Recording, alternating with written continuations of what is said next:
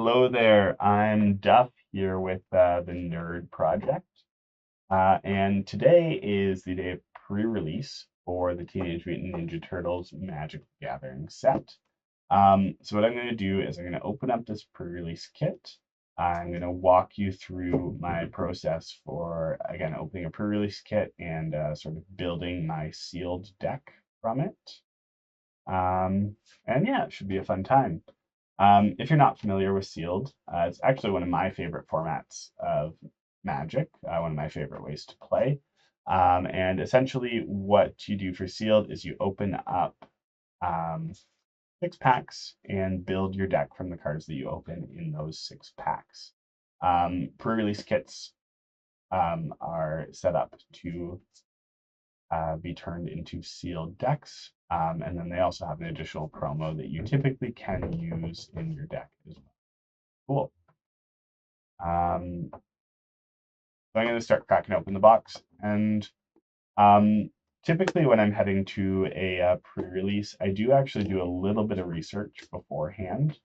So it's always good to look at what sort of the draft archetypes for the set are. So most sets have 2 or 3 color sort of archetypes that you're intended to use when drafting or when building a sealed deck. And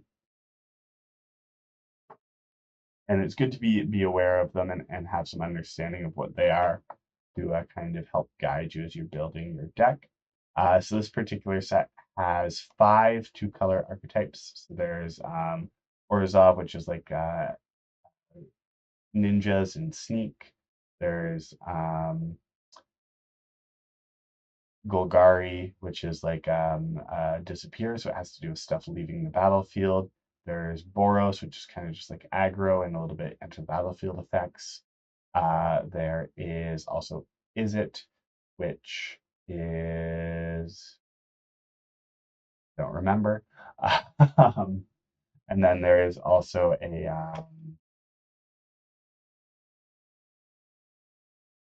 a Cynic, which is like kind of mutant typo. So typically some archetypes are a little bit stronger than the others, but you do kind of have to, in sealed, rely on what cards you open to figure out how to build your deck. So here's our pre-release promo, Mikey and Leo Chaos and Quarter. We can use this in our deck if we choose to. And yeah, we'll see what else we open to decide whether or not we want to. As I'm opening, I'm going to kind of be sorting my cards just by color and also by rarity. So I have an idea of what I have and what color, and then kind of what color they're looking like they have enough cards to support a deck, and what colors are looking like they have the strongest cards as well. So things that I'm looking out for as I'm sorting are going to be big bomb cards. So those are typically going to be cards that are presenting like kind of a game-ending threat if they stick on the battlefield for a long time. I'm also really going to be heavily prioritizing removal. Sealed is very much about board presence, and kind of whoever is in control of the board typically will win. So removal is very, very important to disrupt your opponent's game plan while you are advancing your own. This is probably a bit of a bomb here. Triceratops Commander, sorry. So it's XX and 2 white for a flying 2/2 dinosaur soldier.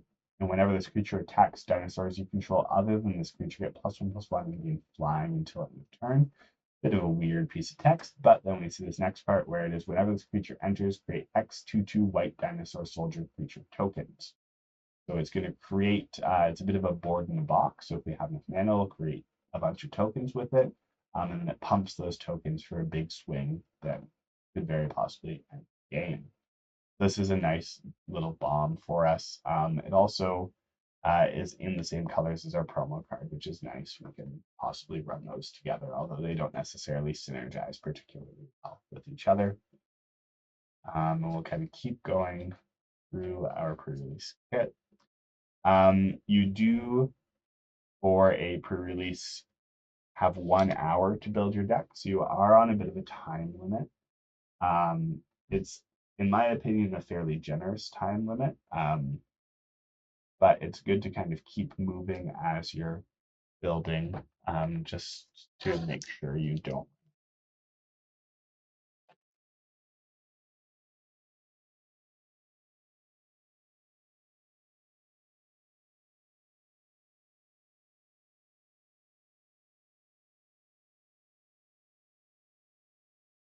I mentioned the two color archetypes earlier, and those are definitely a good guideline when you are building your deck.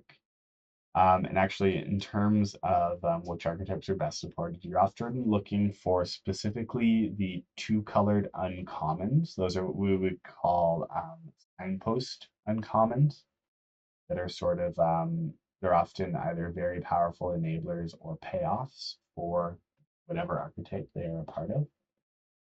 So having a few copies of one of those signpost uncommons can be a good indication that that would be a direction for you to go in. You also can splash beyond your two colors as well, into 3 colors or even 4 or 5 colors, depending on if your pool has enough mana fixing to support that. Generally, if you're splashing, just keep in mind you probably want to stick to cards that have lower pip requirements, or maybe that have some hybrid mana to make paying them a little easier. You do just need to make sure that you have mana fixing to support them so you can actually cast them. Okay, we've got here the Cloning of Shredder, which is a 6 mana saga. Exile target creature card from your graveyard. Create a token that's a copy of it, except it isn't legendary and is a mutant in addition to its other types. Okay, so some nice recursion there. That's pretty cool. Create a token that's a copy of a card exiled with this saga, except it isn't legendary and is a mutant in addition to its other types. Okay, we could maybe call this a bit of a bomb. I personally think it's a little cute, but certainly a powerful card under the right circumstance. Right there in a black mythic spot.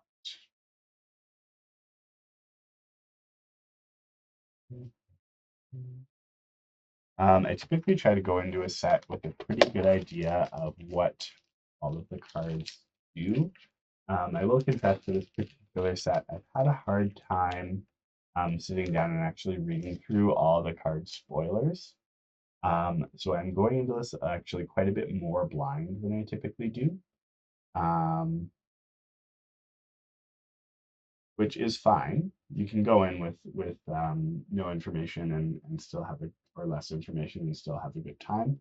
This is a quite an efficient removal spell. Sorry that I've just spotted, so this is a good thing to keep an eye on. But if you're really wanting to push yourself and maybe trying to win some prizes, then I would really strongly recommend, again, going in with an idea of what the cards in the set do, and especially paying attention to maybe some of the really powerful bombs, some removal.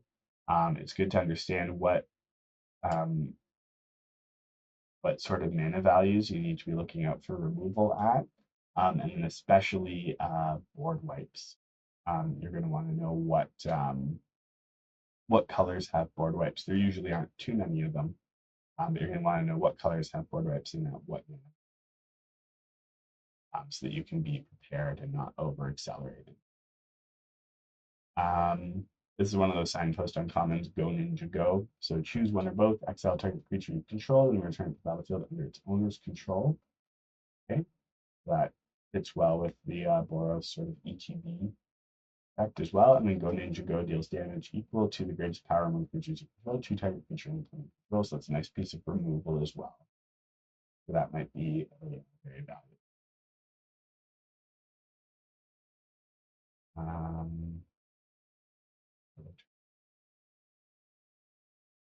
Raphael's technique. This is a selective wheel. Might be okay. It does give our opponent the option to wheel as well, which is pretty rough, but would potentially be worthwhile. This is a nice removal spell. 4 mana for a removal spell. Like outside of sealed is way above rate, but in sealed, because of the limited card pool, it's actually pretty good.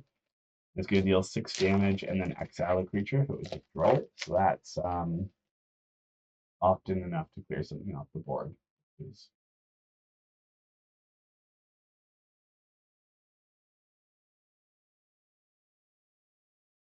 There's another good removal spell, Stomped by the Foot.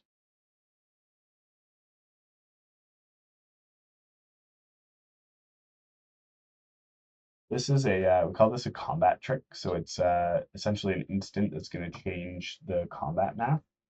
So ideally with combat tricks, what you want to do is cast them when you have attacked into a block that your opponent can block favorably, or your opponent has attacked you thinking that you cannot block favorably, and then use this to change the combat map in your favor. You can sort of count them as a removal spell, although they are much more narrow, harder to pull off. More straightforward removal spells like they grab it.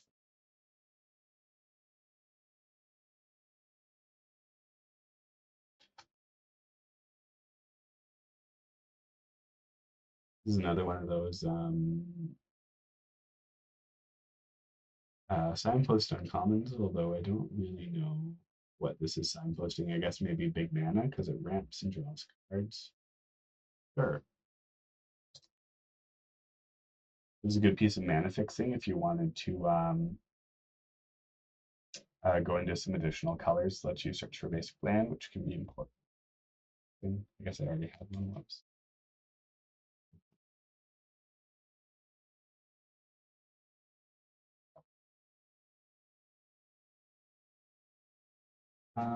Lincoln Dawn Party Planners. This is an okay card.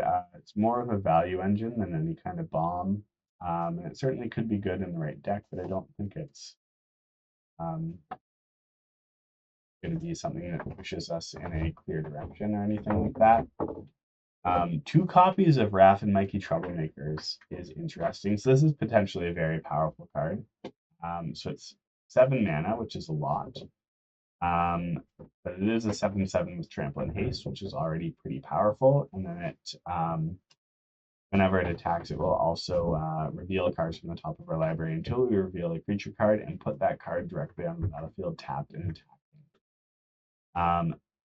That's a pretty powerful effect. Having 2 of these might be enough to push us towards Gruul, but we'll have to see what we get in the rest of our packs. We also do have a couple pieces of removal in red, which is tempting. It's also worth mentioning, sorry, these lovely 2-color lands, they do enter tapped. We've got 2 copies of Illegitimate Business, and they are a good way to fix your mana as well. Although it's important to be aware that they do enter tapped, which means that they can slow you down a bit. You're working through your game. We've got 2 more packs to go, and then we need to start actually building.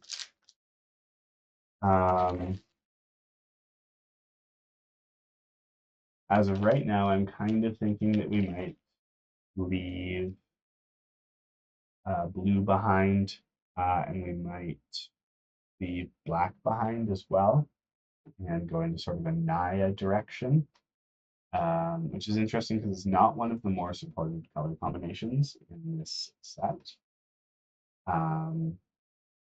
Certainly Boros is supported, and actually neither Gruul nor Selesnya are like intended to be draft archetypes, which doesn't mean we can't do that. It just means that there might be a little bit less synergy, which can be overcome by just the power level of the cards we draft or we build our deck from. But it's something to be aware.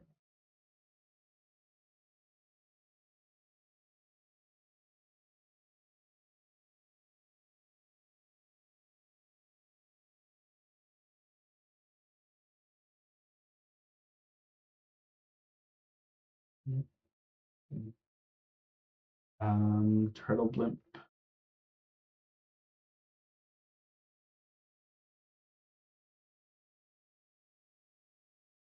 file.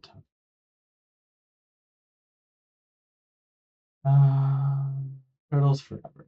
Search your library and/or outside game for exactly 4 legendary creature cards you own with different names and reveal those cards and choose them. This strikes me as kind of a wasted rare or sealed. I believe for sealed, allowing us to search outside the library does allow us to search our entire card pool, which is kind of cool. But I don't know that I want to be spending 4 mana to not advance my board state at all. So that's probably a card that I will be leaving behind, even if I do end up in life.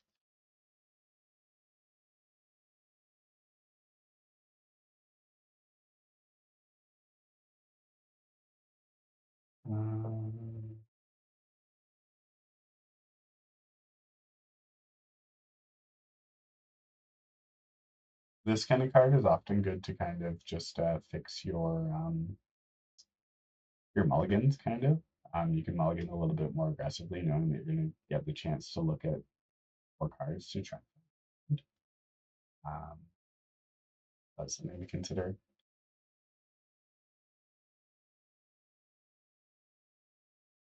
All these pizza cards are interesting. Okay, we've got a removal spell on an artifact that you can then later sacrifice to gain some life. That's pretty good.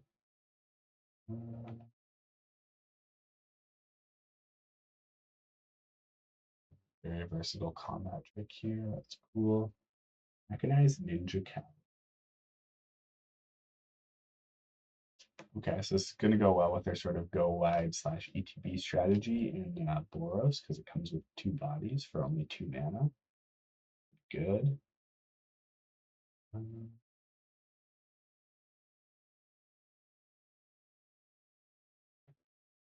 Brilliance Unleashed. This would be another signpost card. Use 1 or both. Brilliance Unleashed deals 5 damage to target creature, so it's a removal spell. It's not really pushing us in any direction. And then this part's the part. Use target artifact card in your graveyard. Return it to the battlefield if it's an artifact creature card. Otherwise, return it to the battlefield and it's a 3/3 robot creature flying. So the Izzet archetype in this set is kind of all things artifacts. I think I had forgotten when I mentioned it earlier. That's where this is pushing us with the artifact part of the bottom.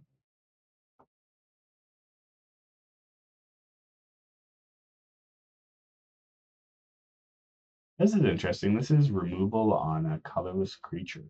And it's very conditional removal, which is not ideal. But this is something if you were wanting to be in colors like maybe blue and green that are traditionally a little lighter on premium removal, this might be something you would consider putting in your deck to kind of fill that slot.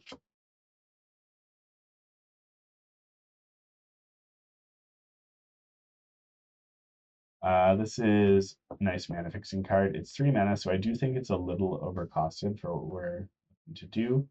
But it does fix your mana, and it can actually do some ramp as well. And it can also be a removal spell, so it's fairly versatile. We might consider putting that in our deck if we have a slot.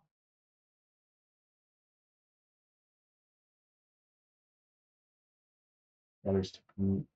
Rotate creature enchantment if an enchantment is this way, you lose 2 life. And it's a 3 mana sorcery, or we can sneak it for 1. So this is a pretty high quality piece of removal. Okay.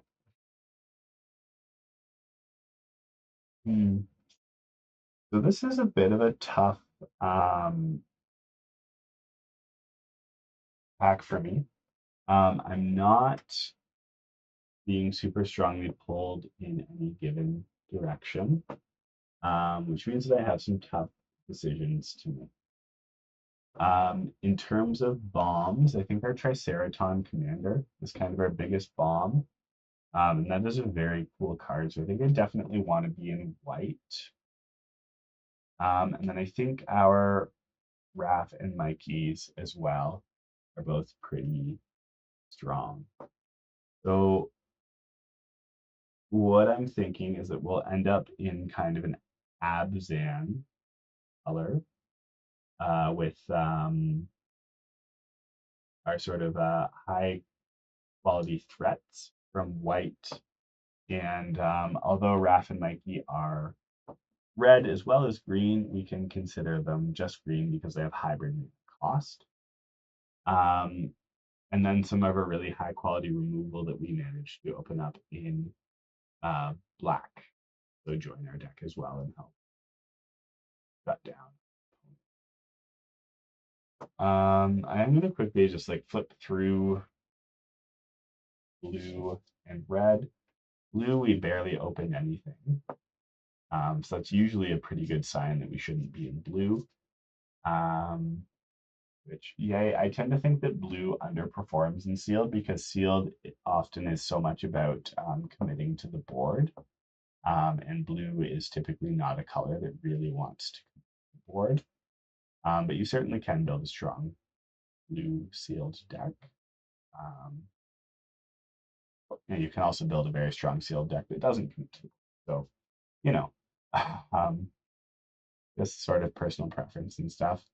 Red, I'm not excited about Raphael's technique. I don't want to give my opponent the chance to wheel, even if the chance to wheel myself might be good. Casey Jones, what's Casey Jones do? Output card to your library, reveal an artifact card from the input.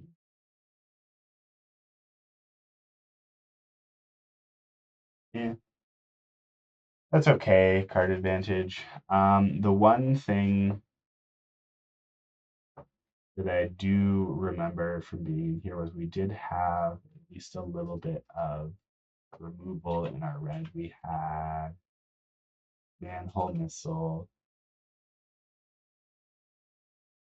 and 2 copies of Manhole Missile even, and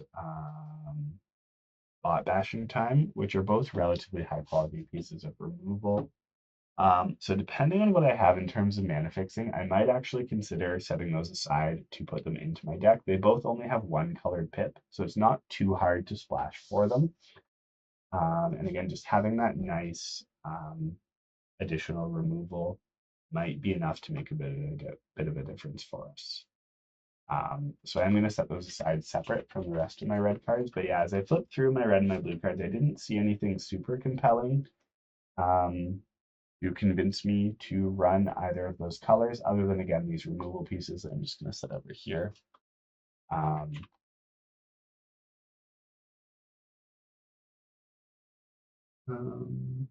And yeah, so I'm going to set my red cards and my blue cards aside. If I'm feeling spicy, I often actually end up building a second sealed deck, depending on the time, and using just kind of my leftover cards. So maybe we build a red-blue artifact. We're not going to do that tonight because it's way past my bedtime. So once we're done here, I'm going to bed.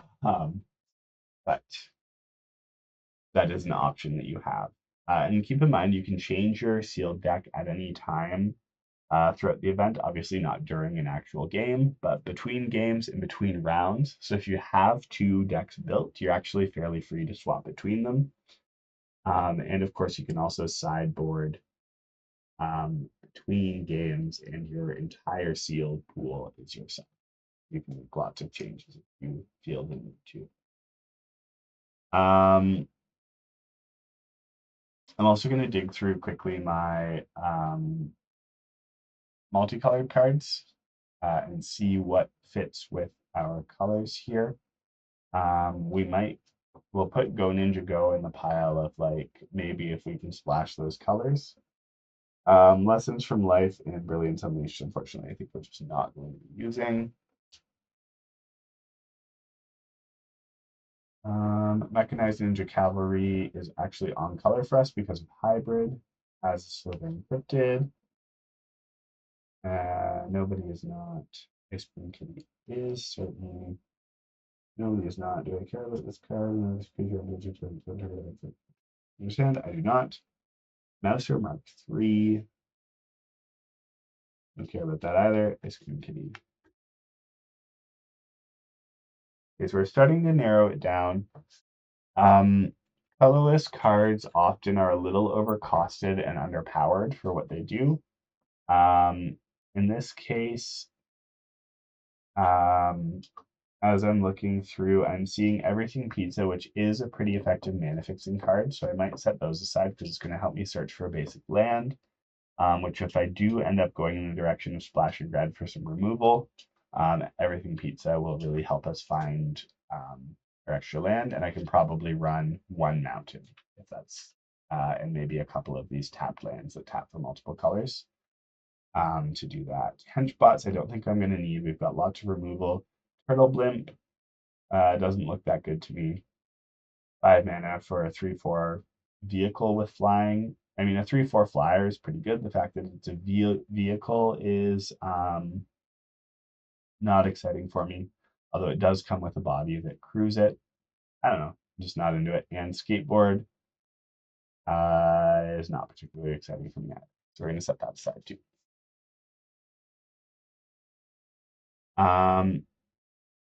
At this point, we're going to start building a mana curve.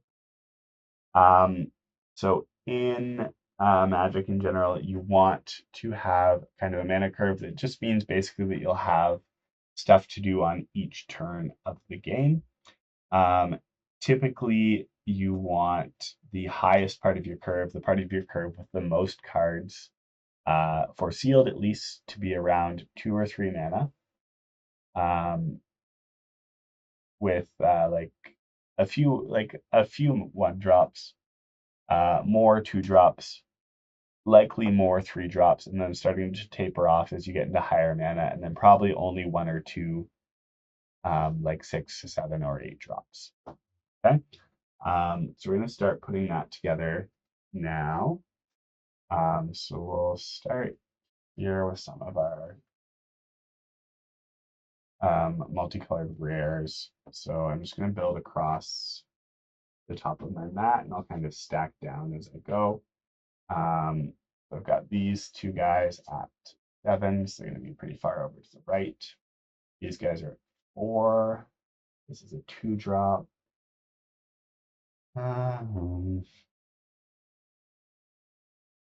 Looking at my multicolored commons, Ice Cream Kitty is a 2-drop. What's this do? Okay, that's not bad. They're encrypted when this creature enters creating mutagen tokens. So mutagen tokens are not bad.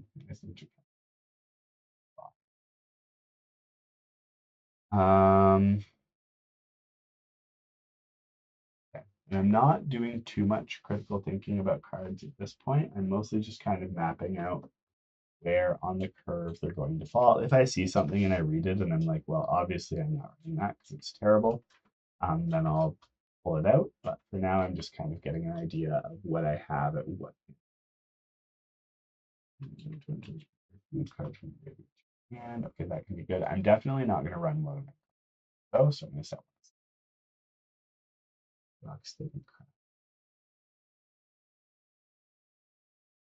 interesting.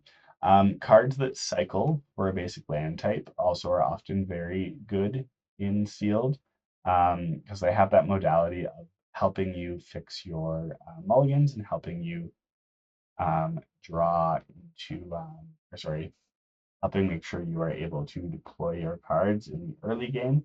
But in the late game, they tend to be relatively powerful bombs. Like this is a 7/7 that is difficult to block because it can only be blocked by 1. So unless your opponent has a 7/7 or a Death Toucher or something, they cannot block this. It's pretty cool.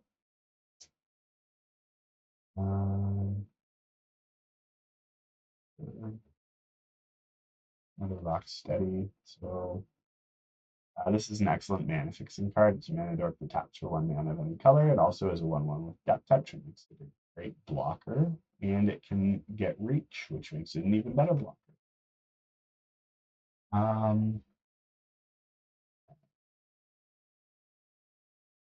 Venus. When Venus is dealt damage, put that many +1/+1 counters on.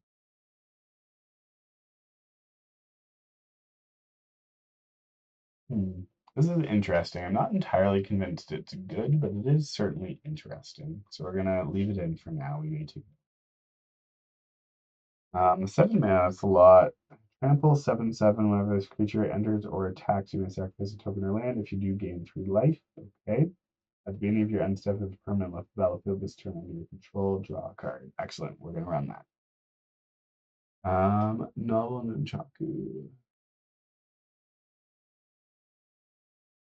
This is a removal spell that leaves an equipment behind afterwards. That's potentially pretty powerful. We're gonna have to cut so many cards from this deck. The cloning of Shredder, I did mention, could be a bit of a bomb under the right circumstance. I think we're already more top heavy than I would like to be, and as I said, I do think this card is a little too cute for my liking, so I think we're gonna set it aside.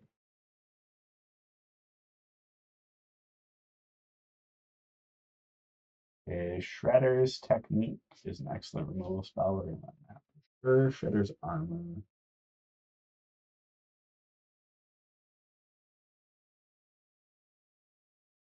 This is not that good. We're not gonna run it. Okay, removal. Death Toucher, that's pretty good, especially as a 1-drop. More removal, more Death Touch. That's a pretty good card. Just drawing cards off combat can be pretty powerful. Pain 101 is like a combat trick, and it's a combat trick that will allow you to destroy a creature and then like regain the creature that blocked or attacked if it dies. So this could be pretty powerful. I'm going to opt for more traditional removal as just a more flexible option and not run.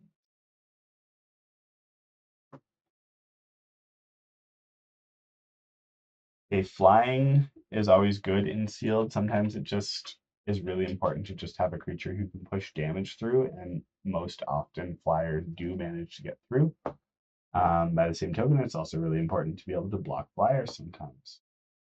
So high flying ace as a flyer itself with a decent body is going to go in. It also has the added benefit of being able to give something else we control flying, so we're definitely going to run that. Or we're definitely going to keep it in for now. And this card, Koya, Death from Above. Exile up to one other target creature at the beginning of the next end step, you may pay 4. No, return it to the battlefield and it's good. We're going to leave this in for now, at least. It's very inefficient removal, which is exile removal, but it could also flicker something that we control with the power. So we'll leave it in for now, as I said. Might be worth it, might not be. Turtles Forever is going to join our too cute pile. The Seraton Commander is going to go over here in our like high mana value bombs. This is a card that I'm like excited about, that I want to play. This is the reason we are in white. We're definitely going to find a spot for that. Leonardo's okay. Combat trick, again, I am just going to opt for more flexible removal because we seem to have quite a bit of it, which is excellent to see. Jenica's good is another one of those basic land cyclers that can be sort of a powerful creature on the top end, or can be cycled away early game to help enable us to cast spells. Grounded for Life, premium removal spell. We're going to cast it for 2 mana, not for 5, which means we do have to target a tapped creature, but we just target something big that's attacking us. Yeah. I don't know that we need 2 copies of Jenica. Well, having the ability to cycle them away means that they do better in multiples than they would otherwise, especially as a legendary creature. So 2 of them is not too bad. Make your move, more removal. This one's a little narrow, but I still think pretty good. This is more removal, aura-based removal. A little bit less safe than some of our other options, but still very powerful at 2 mana. Then Eastwind Avatar, another flyer with a nice body on it. Whenever another creature you control enters, it gets +1/+0 until end of turn. So I think we need to at least consider that.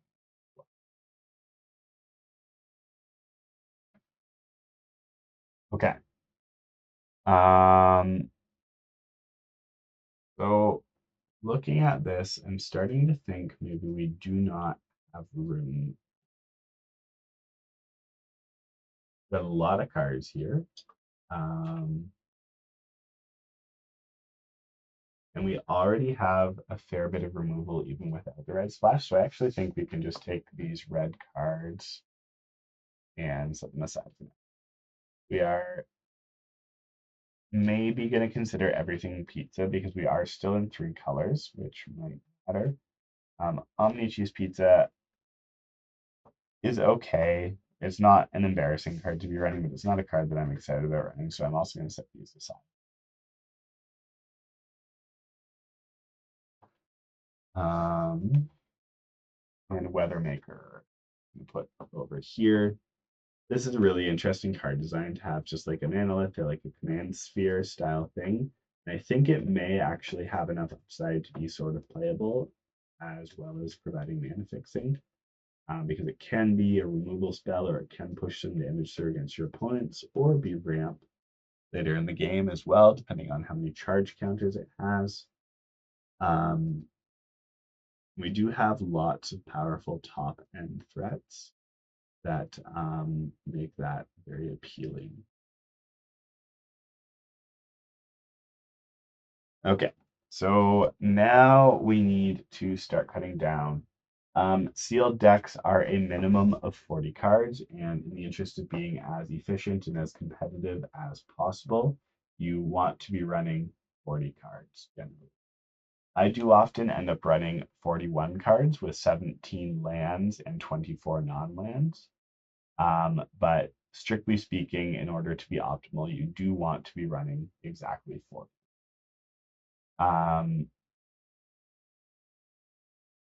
This is the hard part. And I'm going to have a hard time here. So we'll, I'll sort of walk you through my thought process as I'm going, I guess. Um, I don't know that we need 2 copies of Raph and Mikey. We're going to pull one out. I think that if we didn't have the West Wind Avatar, that having 2 copies would be reasonable. But I think that West Wind Avatar is a relatively um,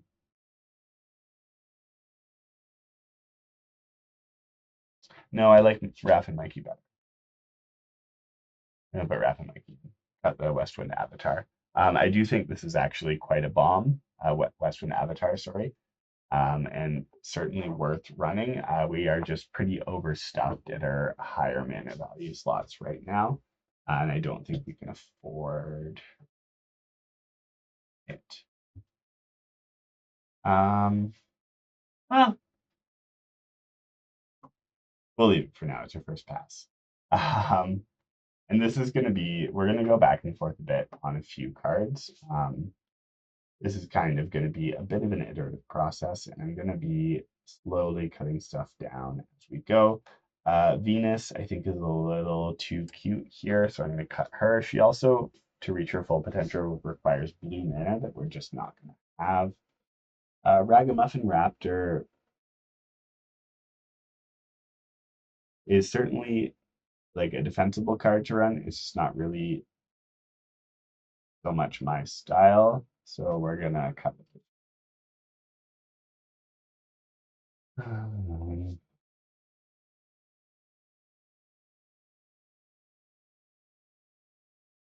Mike and Dawn Party Planners is interesting. I don't think it's really doing what too much of what we want to be doing. I guess it is putting close visual encounters on stuff, and we do have a lot of turtles and mutants. Ninjas.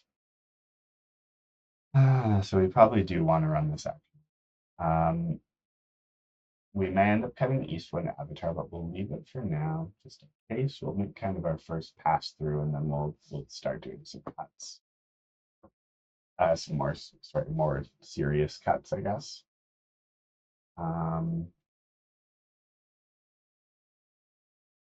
This may be too cute, but we'll leave it for now. Removal. Leonardo is okay. I don't think we need it. And we're not as much in the go wide strategy. I think this would be more of a Boros card. So we're gonna leave it out for now. Koya again, I think is just kind of too cute as, or sorry, too overcosted as a removal piece. We don't have a lot of ETBs that we want to be reusing, so I think we're gonna cut it as well. High flying ace, we're going to got much better body. We can give our other stuff flying as well. Oroku Saki is a bit of a card draw engine. I think we leave it for first pass. It may come out later. This is a very good removal spell. This is a removal spell that's less good, but still possible. And this guy is going to enable some of our synergies on the lower end with like Nike and Order. And also Nike and Dawn. That should be cool. Okay. Looking at our 2-drop slot, we've got lots and lots of 2-drops. So I'm just going to go through and pull out all of our removal because we're going to run.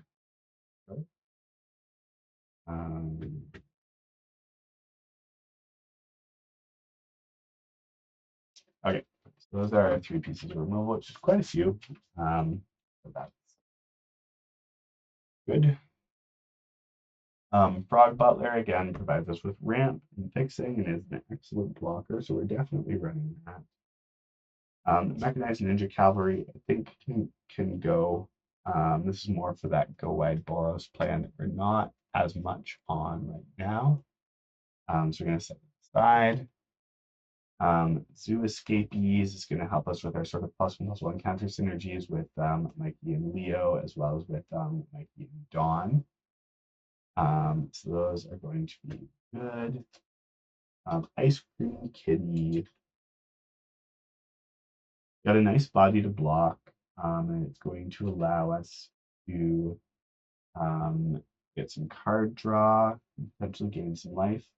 I think this is just like a relatively efficiently costed card. I don't think it's necessarily super important to our deck, but we're going to leave it for now.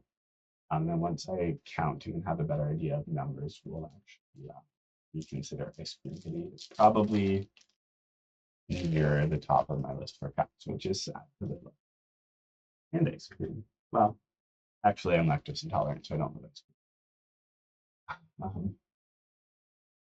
Mikey and Leo Chaos and Order is very powerful as a draw engine, being able to draw a card each time we put a counter on a creature. Of course, only once per turn, though. So I would like to run that in our deck here. And then our 1-drops, we're going to leave all 3 of them. Swirlinoids is a very efficient blocker early game. Trade very effectively with some larger bombs from our opponents. And then Cowabunga as just like a way to fix our mulligans, smooth out our early game by finding, helping us dig for land. So just counting here.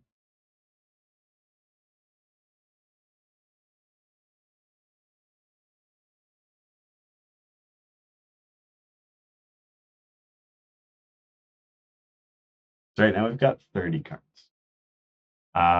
So generally speaking, I'm looking for either 24 or 23 cards in my sealed decks. And I'm looking to run either 16 or 17 lands.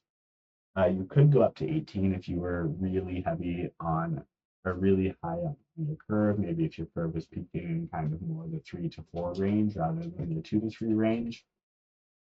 Or if you had a bunch of really powerful late game bombs, which is not untrue for us.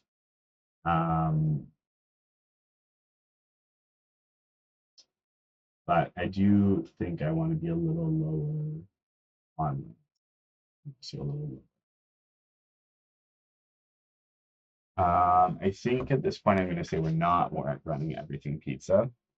Not that I counted that in our 30, but good to get it out of the way. We've got our 2 sets of 2 land cyclers there. It'll help us fix our mana. I think we are probably also going to cut here. I think it's just too cute. Although I do appreciate this design space that they're exploring. It's like trying to make a 3-mana mana rock good. I don't think it's quite there today.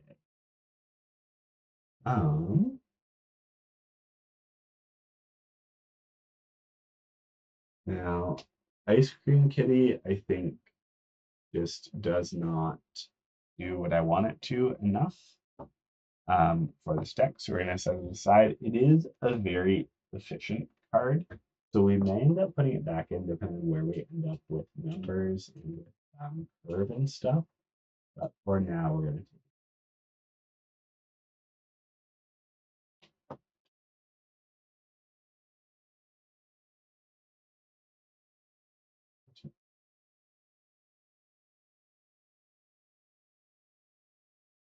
to set it. So I'm probably looking to cut 3 more cards.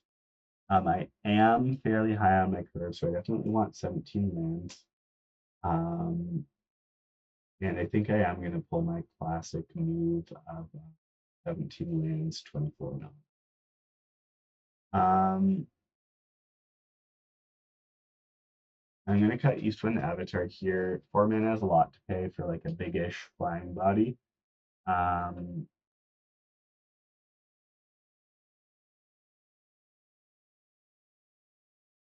Yeah, and I think we just have higher card quality elsewhere, so we're going to cut it for now. I also think Oroku Saki Shredder Rising just is not working with the plan in the way that I would like it to for us to be running it. So we're going to set it aside.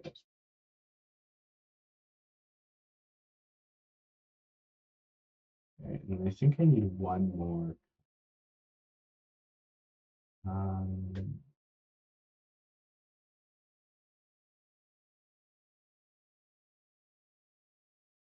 Okay, I'm going to do one more count. Sorry for all the repeated counting.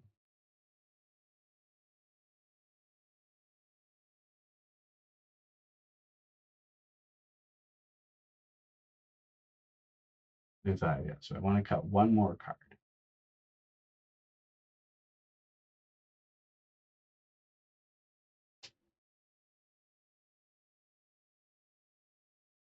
Anchovy Pizza is speaking to me as a risky card here, just because our black is our lowest color, and it has 2 black pips in its mana cost.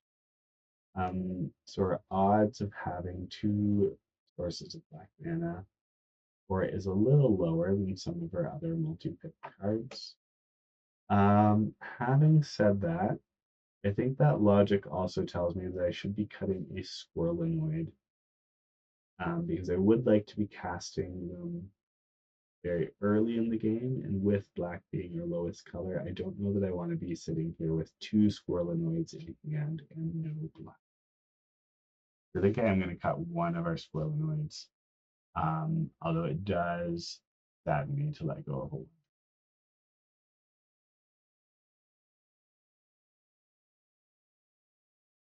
Okay, so we have more or less a deck then, right? We've got 1, 2, 3, 4, 5, 6, 7, 8, 9, 10, 11, 12, 13, 14, 15, 17, 18, 19, 20, 21. So I've got my 24 non-land cards. I'm going to quickly set the Ice Cream Kitty aside, sad though I am to see it go. I'm going to dig through my land pile here for things like this. Illegitimate business is going to make our splash into black much easier, which is nice. Might as well also pull out this swamp and this forest, and that'll just save me from grabbing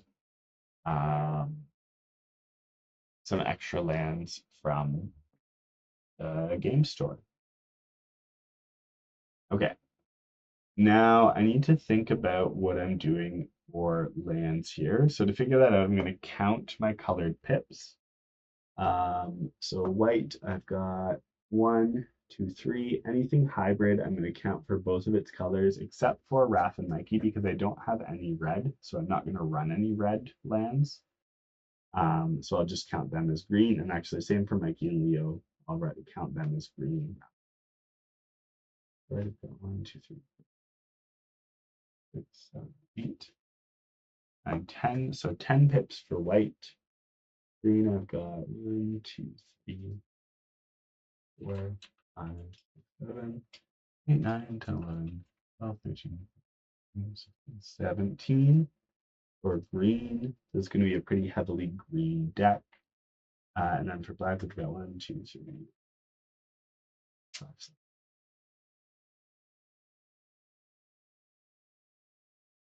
Okay, so of our 17 lands, goodness. So I think we are going to want 8 or 9 green sources at least. Maybe what we'll do is we'll say 7 forests plus these 2 illegitimate business lands, which are also green lands. That leaves me with 8 land slots. We've got 2 black lands here as well. Black is our lowest color. We're going to run 4 black lands, I think, in this case. So we'd add 2 swamps in. That leaves us with 6 open land slots, which we'll put all towards plains.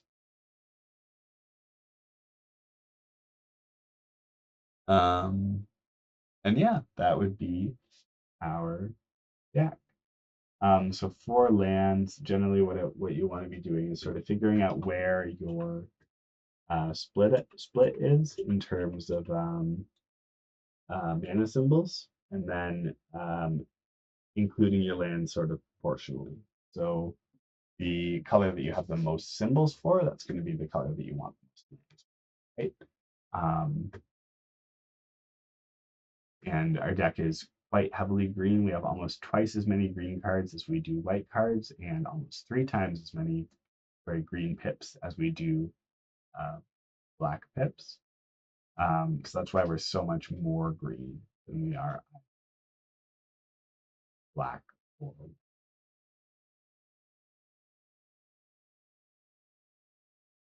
And then, of course, once you've got your deck built, you're going to need to sleeve it up.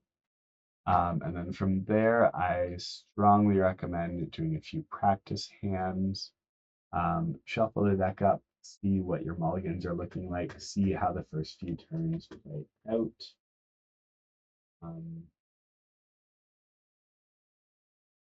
And yeah, really try to get to grips with how your deck is going to run. And yeah, that's sort of my process for building a sealed deck. It's also good to remember that I know I mentioned it earlier, but again, you can change your deck for the event. So if you're having rough games, if you're losing, pay attention to why, and then look back at your deck and see if you can fix that, right? Are you flooding every game? Okay, you may need to go and remove some lands. Are you drawing no lands every game and never able to do anything? You don't have enough lands. Okay, maybe let's run 1 or 2 additional lands. If you don't have enough removal, try to find a way to slot in some removal, all of that kind of stuff. If you are unsure of what's going on in your deck, why you're losing, then maybe consider asking a more experienced player if they noticed any weaknesses in your deck, or if they would be willing to take a look at your deck in your pool and give you advice on what you maybe should run or should not be running. And yeah, just make use of whatever resources are available to you. But of course, most importantly, play your games, have a good time. Remember that this is fun, or it's supposed to be fun, anyways. And try to enjoy the event. I also really strongly recommend making sure you have plans for some kind of food and making a real effort to stay hydrated. I know that for myself personally, often by the end of an event, if I've made a deep run and maybe made it into sort of the last round undefeated, or I'm in contention for prizing, and I haven't had the chance to figure out some kind of food for myself, I play badly and I lose. So taking care of yourself and making sure you're feeling good and in a state of mind to compete during the event is also really important. Having a successful and enjoyable pre. Okay, so I have been Duff with the Nerd Project. If you like this content, then throw us a like and a subscribe. We really appreciate it. And check out the other stuff that we have on our page. Thank you very much for watching. I hope you have a good one.